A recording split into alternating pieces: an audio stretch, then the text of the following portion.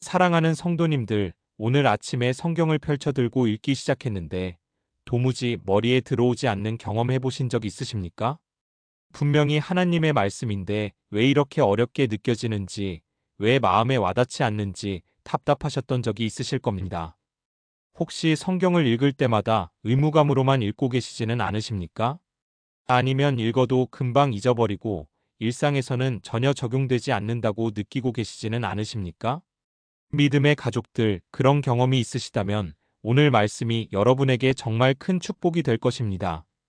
왜냐하면 오늘 우리가 함께 나눌 내용은 성경을 읽는 방법에 관한 이야기이기 때문입니다.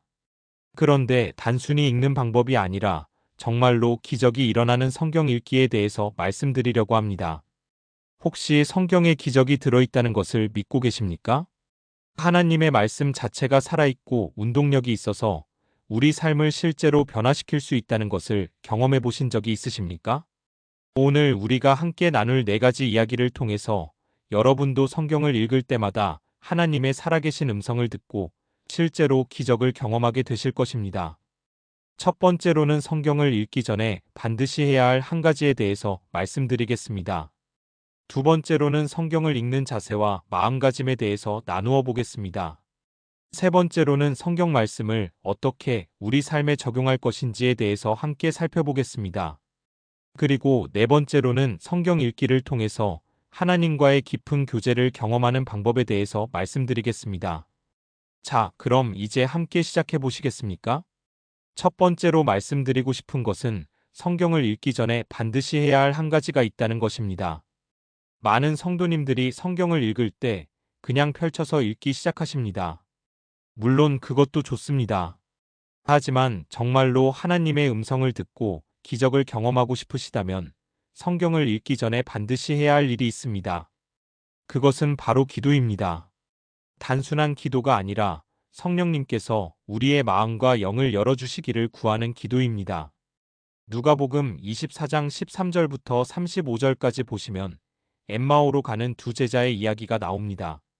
이 제자들은 예수님과 함께 걸으면서 성경에 대해서 이야기를 나누고 있었습니다. 그런데 그들은 바로 옆에 계신 예수님을 알아보지 못했습니다. 왜 그랬을까요? 누가복음 24장 16절에 보시면 이렇게 기록되어 있습니다.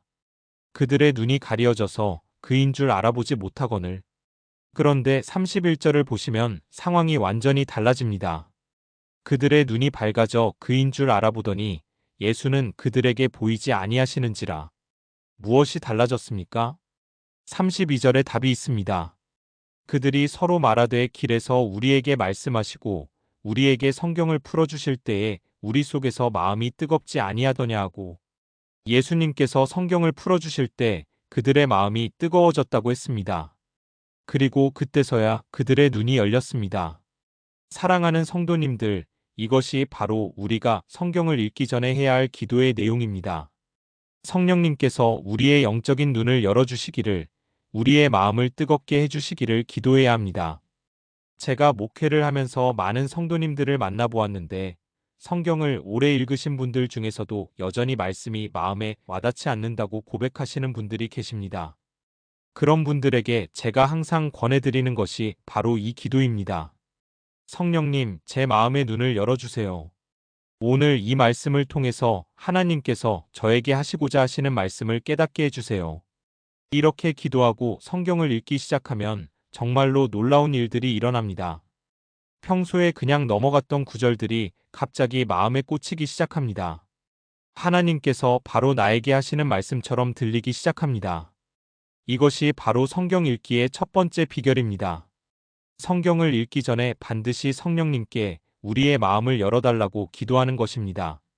그럼 이제 두 번째로 넘어가 보겠습니다.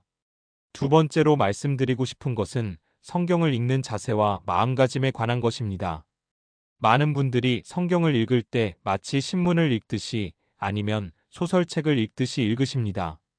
물론 그런 방법도 나쁘지 않습니다. 하지만 성경은 단순한 책이 아닙니다. 성경은 하나님의 살아계신 말씀입니다. 디모데후서 3장 16절에서 17절을 보시면 이렇게 말씀하고 있습니다. 모든 성경은 하나님의 감동으로 된 것으로 교훈과 책망과 바르게 함과 의로 교육하기에 유익하니 이는 하나님의 사람으로 온전하게 하며 모든 선한 일을 행할 능력을 갖추게 하려 함이라. 여기서 중요한 것은 하나님의 감동으로 된 것이라는 표현입니다.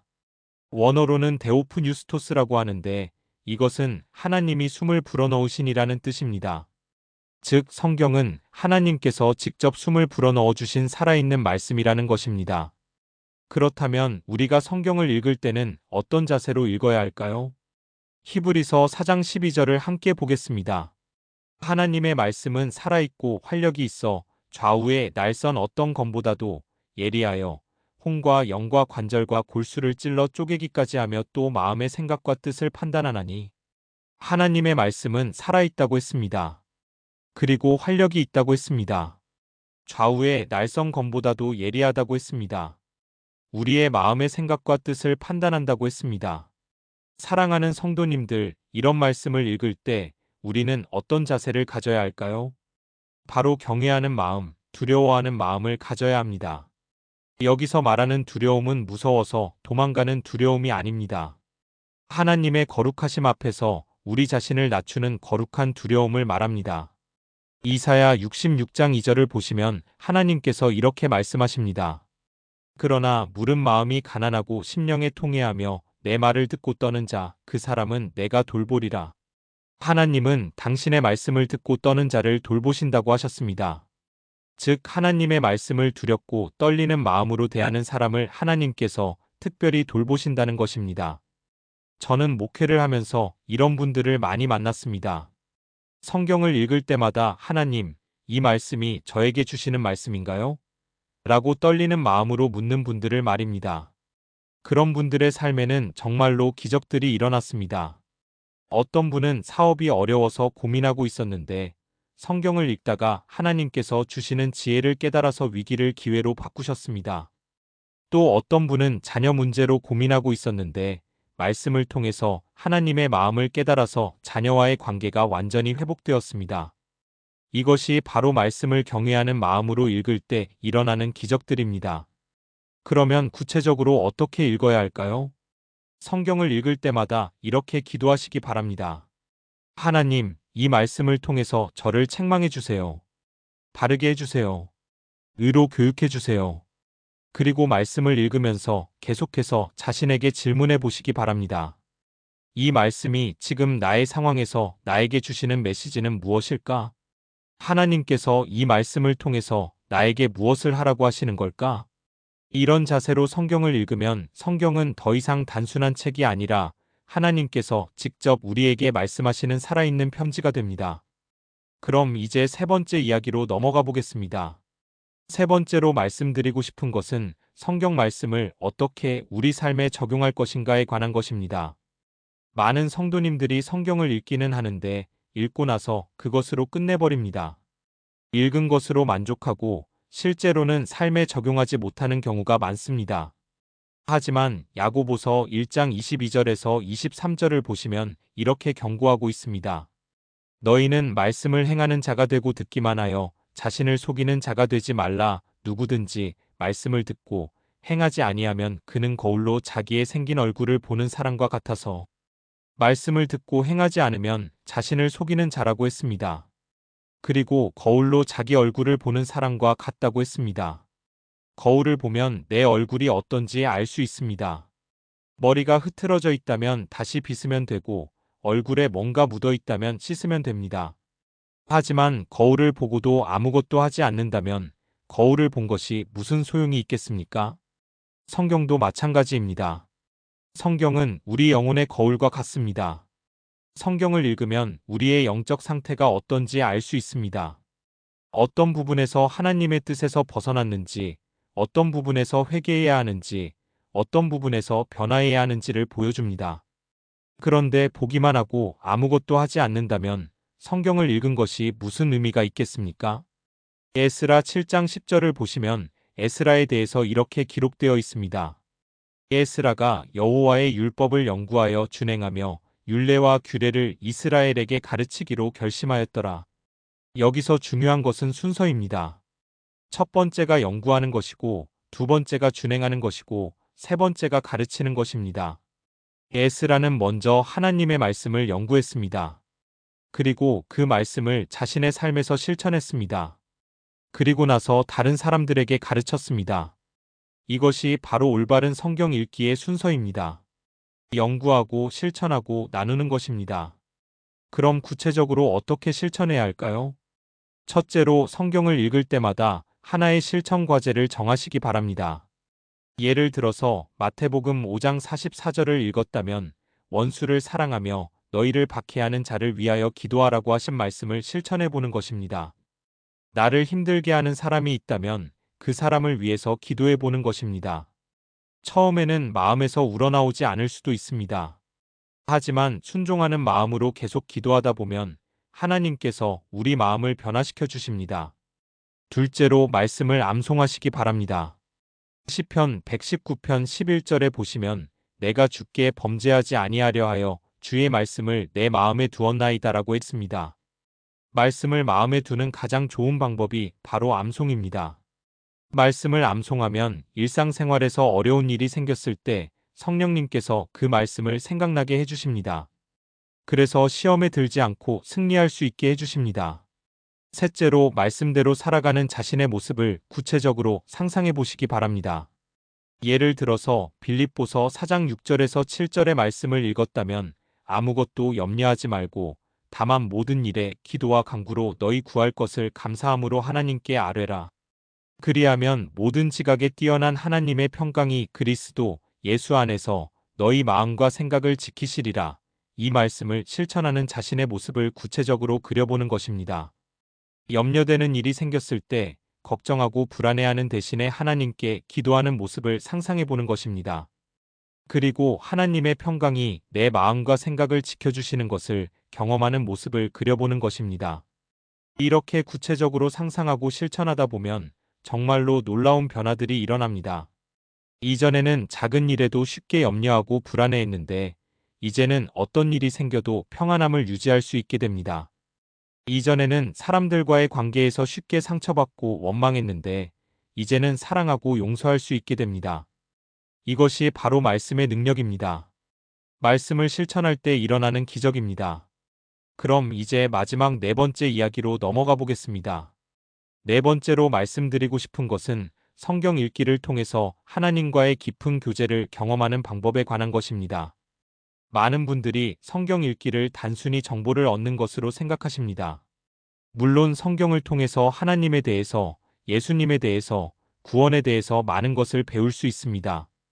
하지만 성경 읽기의 진정한 목적은 정보를 얻는 것이 아니라 하나님과의 인격적인 만남을 경험하는 것입니다. 요한복음 5장 39절에서 40절을 보시면 예수님께서 이렇게 말씀하셨습니다. 너희가 성경에서 영생을 얻는 줄 생각하고 성경을 연구하거니와 이 성경이 곧 내게 대하여 증언하는 것이니라. 그런데 너희가 영생을 얻기 위하여 내게 오기를 원하지 아니하니라. 당시 종교 지도자들은 성경을 열심히 연구했습니다. 하지만 그들은 성경을 통해서 예수님을 만나지는 못했습니다. 성경은 예수님에 대해서 증언하는 책인데 그들은 성경 자체에만 매달렸던 것입니다. 사랑하는 성도님들, 우리는 이런 실수를 하지 말아야 합니다. 성경을 읽는 목적은 성경 그 자체가 아니라 성경을 통해서 하나님을 만나고 예수님과 교제하는 것입니다. 그럼 어떻게 하면 성경을 읽을 때 하나님과의 깊은 교제를 경험할 수 있을까요? 첫째로 성경을 읽을 때 하나님께서 나에게 직접 말씀하고 계신다는 믿음을 가져야 합니다. 이사야 55장 10절에서 11절을 보시면 하나님께서 이렇게 말씀하십니다. 이는 비와 눈이 하늘로부터 내려서 그리로 되돌아가지 아니하고 땅을 적셔서 소출이 나게 하며 싹이 트게 하여 파종하는 자에게는 종자를 주며 먹는 자에게는 양식을 줌과 같이 내 입에서 나가는 말도 이와 같이 헛되이 내게로 되돌아오지 아니하고 나의 기뻐하는 뜻을 이루며 내가 보낸 일에 형통함이니라. 하나님의 말씀은 헛되이 되돌아오지 않는다고 하셨습니다. 반드시 하나님이 기뻐하시는 뜻을 이루고 하나님이 보내신 일에 형통한다고 하셨습니다. 즉 하나님께서 우리에게 주시는 모든 말씀에는 목적이 있다는 것입니다. 오늘 내가 읽는 이 말씀도 하나님께서 바로 나에게 주시려고 하시는 특별한 메시지가 있다는 것입니다. 이런 믿음을 가지고 성경을 읽으면 성경 읽기가 완전히 달라집니다. 단순히 글자를 읽는 것이 아니라 하나님의 음성을 듣는 시간이 됩니다. 둘째로 성경을 읽을 때 하나님께 대화하듯이 반응하시기 바랍니다. 시편을 보시면 다윗이 하나님께 어떻게 대화하는지 알 수 있습니다. 때로는 감사를 드리고, 때로는 고백을 하고, 때로는 간구를 드리고, 때로는 찬양을 올려드립니다. 우리도 성경을 읽으면서 이렇게 하나님께 반응해야 합니다. 예를 들어서 시편 23편 1절 여호와는 나의 목자시니 내게 부족함이 없으리로다라는 말씀을 읽었다면 이렇게 반응할 수 있습니다. 하나님, 정말 감사합니다. 하나님께서 나의 목자가 되어주시니까 정말 안전하고 평안합니다. 비록 지금은 어려운 상황이지만 하나님께서 나를 인도해 주실 것을 믿습니다. 이렇게 말씀에 대해서 하나님께 반응하면서 읽으면 성경 읽기가 일방적인 것이 아니라 쌍방향의 대화가 됩니다.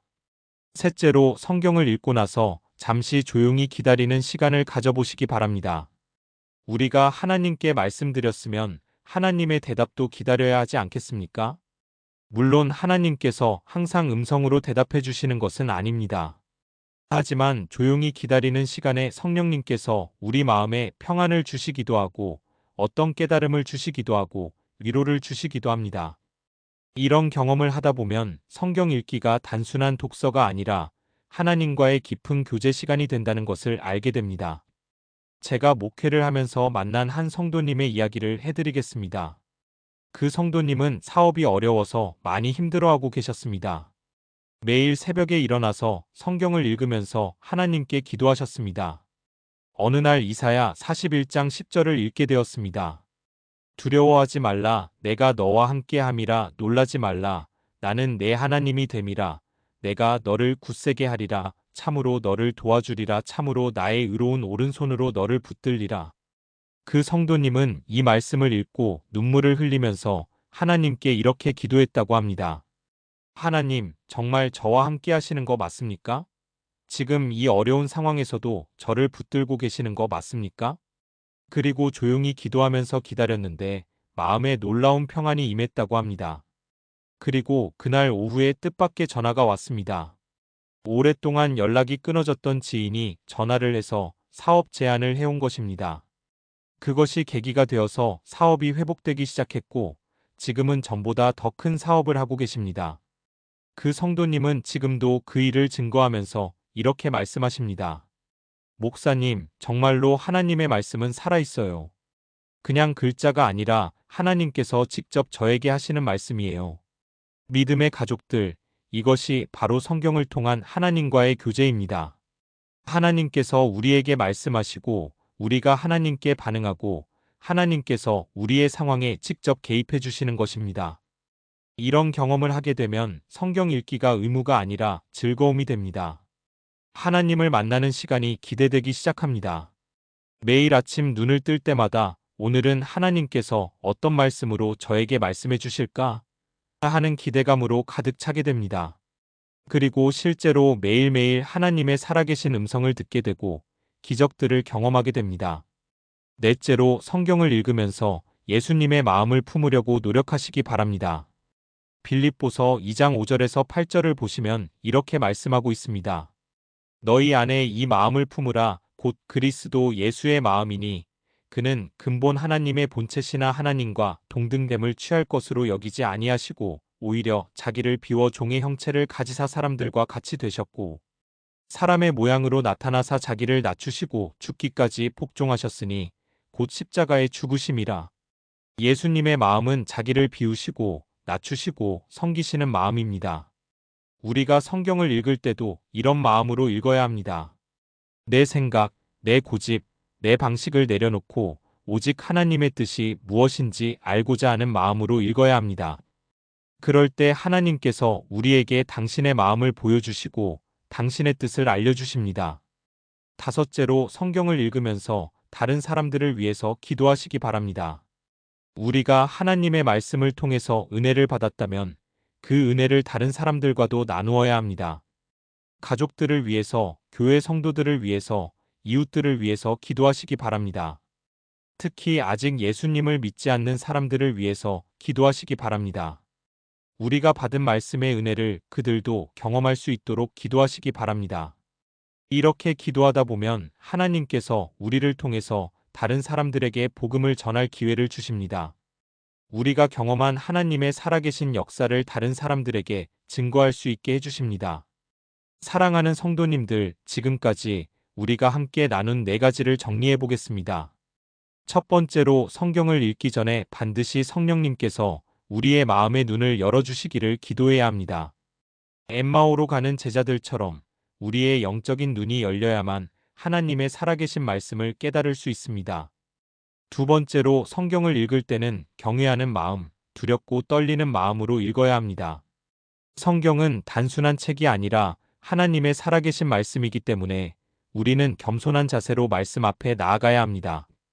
세 번째로 성경 말씀을 읽기만 하지 말고 반드시 우리 삶에 적용해야 합니다. 말씀을 실천할 때 비로소 말씀의 능력을 경험할 수 있고 우리 삶에 기적들이 일어날 수 있습니다. 네 번째로 성경 읽기를 통해서 하나님과의 깊은 교제를 경험해야 합니다. 성경은 정보를 얻기 위한 책이 아니라 하나님과 대화하고 교제하기 위한 통로입니다. 믿음의 가족들, 이 4가지를 기억하시고 실천하시기 바랍니다. 그럴 때 여러분의 성경 읽기는 완전히 달라질 것입니다. 더 이상 의무적으로 읽는 것이 아니라 하나님을 만나는 기쁜 시간이 될 것입니다. 매일매일 하나님의 새로운 은혜와 능력을 경험하게 될 것입니다. 여러분의 삶 속에서 정말로 기적들이 일어나기 시작할 것입니다. 건강에 문제가 있으시다면 하나님의 치유의 능력을 경험하게 되실 것입니다. 경제적인 어려움이 있으시다면 하나님의 공급하심을 경험하게 되실 것입니다. 인간관계에 문제가 있으시다면 하나님의 화평케 하시는 능력을 경험하게 되실 것입니다. 자녀 문제로 고민이 있으시다면 하나님의 지혜와 사랑으로 해결의 길을 찾게 되실 것입니다. 사업이나 직장 문제로 어려움이 있으시다면 하나님의 인도하심을 따라 형통의 길로 나아가게 되실 것입니다. 이것이 바로 하나님의 살아계신 말씀의 능력입니다. 성경을 올바른 방법으로 읽을 때 경험할 수 있는 놀라운 기적들입니다. 그런데 여기서 한 가지 더 말씀드리고 싶은 것이 있습니다. 이런 기적들을 경험하기 위해서는 인내와 끈기가 필요합니다. 하루 이틀 해보고 포기하시면 안 됩니다. 다니엘서 10장을 보시면 다니엘이 21일 동안 금식하며 기도했다는 이야기가 나옵니다. 처음 기도를 시작했을 때부터 하나님께서는 다니엘의 기도를 들으셨지만 응답이 오기까지는 21일이 걸렸습니다. 우리의 성경 읽기도 마찬가지입니다. 처음에는 별다른 변화를 느끼지 못할 수도 있습니다. 하지만 포기하지 마시고 계속하시기 바랍니다. 하나님의 때가 되면 반드시 놀라운 역사가 일어날 것입니다. 또한 성경을 읽을 때 너무 많이 읽으려고 하지 마시기 바랍니다. 하루에 성경 한 장을 읽더라도 그 한 장을 깊이 묵상하고 적용하는 것이 더 중요합니다. 양보다는 질이 중요합니다. 성경 한 구절이라도 정말로 마음에 새기고 실천한다면 그것이 우리 삶을 변화시킬 수 있습니다. 마지막으로 혼자서만 성경을 읽지 마시고 다른 사람들과 함께 나누시기 바랍니다. 가족들과 함께, 교회 성도들과 함께, 믿음의 친구들과 함께 나누시기 바랍니다. 내가 받은 은혜를 다른 사람들과 나눌 때 그 은혜가 더욱 풍성해집니다. 그리고 다른 사람들이 받은 은혜를 들을 때 나의 믿음도 더욱 견고해집니다. 사랑하는 성도님들, 정말로 성경에는 기적이 들어 있습니다. 하나님의 살아계신 능력이 들어 있습니다. 우리의 삶을 완전히 변화시킬 수 있는 놀라운 힘이 들어 있습니다. 오늘부터 새로운 마음으로 성경을 읽어보시기 바랍니다. 성령님께서 여러분의 마음의 눈을 열어주시기를 기도하면서 읽어보시기 바랍니다. 경외하는 마음으로 하나님의 음성을 듣고자 하는 마음으로 읽어보시기 바랍니다. 읽은 말씀을 여러분의 삶에 실제로 적용해 보시기 바랍니다. 그리고 성경 읽기를 통해서 하나님과의 깊은 교제를 경험해 보시기 바랍니다. 그럴 때 여러분은 정말로 놀라운 기적들을 경험하게 되실 것입니다. 하나님께서는 당신을 사랑하시는 자녀들에게 가장 좋은 것을 주기 원하십니다. 그 가장 좋은 것 중에 하나가 바로 당신의 살아계신 말씀입니다. 그 말씀을 통해서 우리에게 지혜를 주시고 능력을 주시고 위로를 주시고 소망을 주시기 원하십니다. 오늘 이 말씀을 듣고 계신 모든 분들이 성경을 통해서 하나님의 살아계신 음성을 듣는 복된 사람들이 되시기를 주님의 이름으로 축복합니다. 여러분의 가정에 하나님의 말씀이 충만하기를 축복합니다. 여러분의 사업과 직장에 하나님의 말씀의 능력이 나타나기를 축복합니다. 여러분의 건강과 모든 삶의 영역에서 하나님의 기적이 일어나기를 축복합니다. 그리고 여러분을 통해서 이 놀라운 말씀의 능력이 많은 사람들에게 전해지기를 축복합니다. 오늘도 함께 해주신 사랑하는 성도님들께 감사드립니다. 이 말씀이 여러분의 마음에 깊이 새겨져서 여러분의 삶에 실제적인 변화와 기적을 가져다 주기를 간절히 기도합니다. 오늘 말씀이 은혜가 되셨다면 좋아요 버튼을 눌러주시고 댓글로 여러분의 감사 인사와 기도 제목을 남겨주시기 바랍니다. 그리고 이 은혜로운 말씀을 다른 분들과도 나누어 주시기 바랍니다. 구독과 알림 설정도 꼭 부탁드립니다. 앞으로도 하나님의 살아계신 말씀으로 여러분을 섬기겠습니다. 하나님의 은혜와 평강이 사랑하는 성도님들과 여러분의 가정 위에 충만하시기를 주님의 이름으로 축복합니다. 샬롬.